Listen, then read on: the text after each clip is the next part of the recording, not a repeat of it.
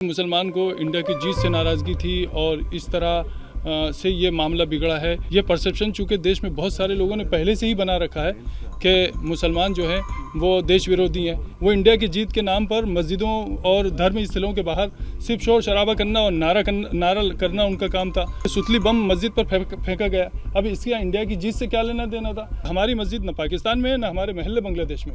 हम इसी हिंदुस्तान के निवासी हैं।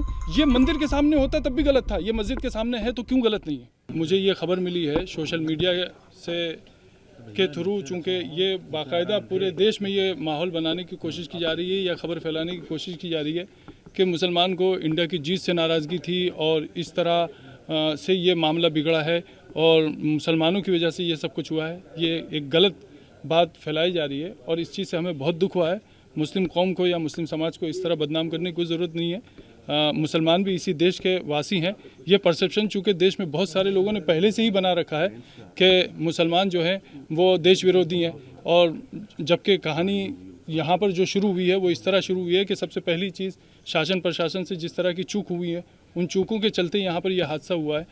दोनों तरफ के लोगों से की सहमति, शासन की, प्रशासन की मौजूदगी में और बीचवानी में रख कर ये बात तय हुई थी कि जामा मस्जिद के इस रूट से किसी तरह का जुलूस नहीं निकलेगा।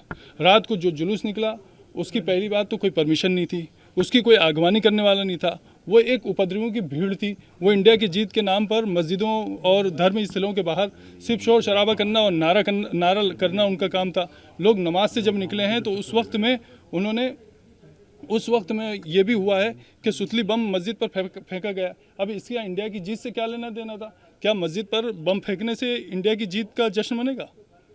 ये बहुत बुरी बात हुई है और इस चीज़ का हमें बहुत दुख है कि एक तरफ गलती करने वाले गलती कर रहे हैं, दूसरी तरफ कुछ लोग ऐसे हैं जिनके हाथ में किसी भी तरह का सोशल मीडिया का कोई सा भी प्लेटफॉर्म या आईडी है तो वो उसके थ्रू ये फैलाने की कोशिश कर रहे हैं कि मुसलमान जो है वो देश का विरोधी है और इंडिया की जीत से उसको तकलीफ है वगैरह वगैरह वगैरह। हम इस चीज़ से बहुत दुखी हैं और बहुत साफ कहना चाहते हैं कि हमारी मस्जिद न पाकिस्तान में है न हमारे महल्ले बांग्लादेश में है।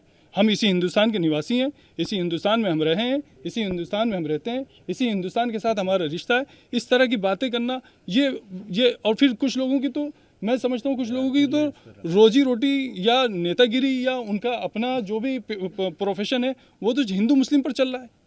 तो उन लोगों के पास पद है या ओहदा है या पावर है, वो इस तरह की बात करते हैं, उनको शोभा नहीं देता।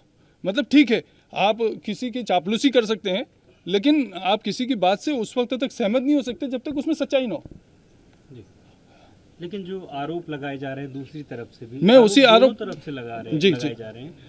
दूसरा पक्ष ये कह रहा है कि कोई पटाखा नहीं फोड़ा गया, दूसरा पक्ष ये भी कह रहा है कि जुलूस निकल रहा था, हमने भारत माता तक की जय के नारे लगाए, पीछे से पत्थरबाजी हुई। ये मस्जिद से वैसा उनका इस प्रकार की वीडियो भी आ रही है कि मस्जिद से कुछ लोग निकल रहे हैं और एक नारे समझ गया, मैं आपकी बात समझा। अब मेरी बात को जरा ध्यान से सुनिए। यहाँ मस्जिदों में पत्थर के ढेर लगे हैं क्या?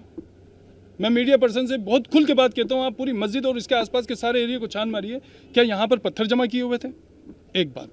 दूसरी बात, मेरा बुनियादी सवाल यह है कि जिस एरिया से जुलूस नहीं निकलना प्रशासन की मौजूदगी में बीचवानी में रहकर दोनों पक्षों के बीच तय हो चुका था, उस वक्त में जुलूस का उसी रूट से निकलना, बगैर आगवानी करने वालों और उसके संयोजकों के बगैर निकलना, नारों के साथ निकलना, नमाज के वक्त में निकलना, क्या ये सब इस देश में मतलब पनपने की बातें हैं या महू में इस तरह सद्भावना पैदा होगी?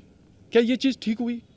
मेरा सवाल इंसानियत के नाते, मैं एक मुस्लिम पक्ष का पक्षकार होने के नाते बात नहीं कर रहा हूँ। मेरा कहना यह है कि क्या ये मंदिर के सामने होता तब भी गलत था, ये मस्जिद के सामने है तो क्यों गलत नहीं है? अगर ये मंदिर के सामने होता तो गलत था, तो ये मस्जिद के सामने है तो क्यों गलत नहीं है?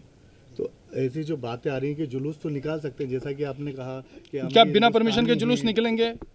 मैं आपसे लिखा हुआ ले लूँ? नहीं, देश की जीत के जुलूस के लिए कोई रूट तो होता है, कुछ गाइडलाइंस तो होती हैं, कुछ तो व्यवस्था होती है। नहीं तो पॉलिटिक्स अगर कोई वो होता तो बिल्कुल गाइडलाइन होती है, तो देश की जीत का तो नहीं, देश की जीत के जश्न, आपने बताया, मेरी बात सुनो, देश की जीत के जश्न के लिए कुछ तो थोड़ा तो कहीं तो कुछ तो पाबंदी होगी ना। जो वीडियो मार्केट में चल रहे हैं उसमें मुस्लिम समाज के लोग पत्थर फेंकते हुए नजर आ रहे हैं, उस पर क्या कहना है? नहीं, दूसरी तरफ से तो फूल आ रहे थे, बस यही कहूँगा मैं। यानी कि दोनों तरफ से पथराव हुआ। बिल्कुल बिल्कुल ठीक है, मैं मान रहा हूँ ना भाई, पथराव ऐसा नहीं, मैं ये नहीं कह रहा हूँ। अब रात को मुझे किसी मीडिया पर्सन ने पूछा कि साहब जिन लोगों ने किया है वो उपद्रवी थे, मुसलमान में जिनके रिकॉर्ड खराब है उन्होंने किया, तो मैंने कहा हाँ, उधर से तो दूध के दूल्हे फेंक रहे थे। ये तो कोई बात नहीं हुई ना, मतलब अच्छा नहीं लगता। कोई एफआईआर वगैरह की गई है? नहीं, मैंने पर्सनल अभी कोई एफआईआर नहीं की है, लेकिन मेरा लोगों से, सभी तरफ के लोगों से मेरा यह आह्वान है कि अगर किसी का वाकई कोई नुकसान हुआ है तो उस नुकसान के लिए वो पुलिस को आगाह करें और अपनी नुकसानी की रिपोर्ट वाकई सच्चाई के साथ जो बात है वो प्रशासन के सामने रखें, ताकि उसके दिल में ये नहीं रहे कि भाई प्रशासन में किसी तरह की जो है निष्क्रियता है। ठीक।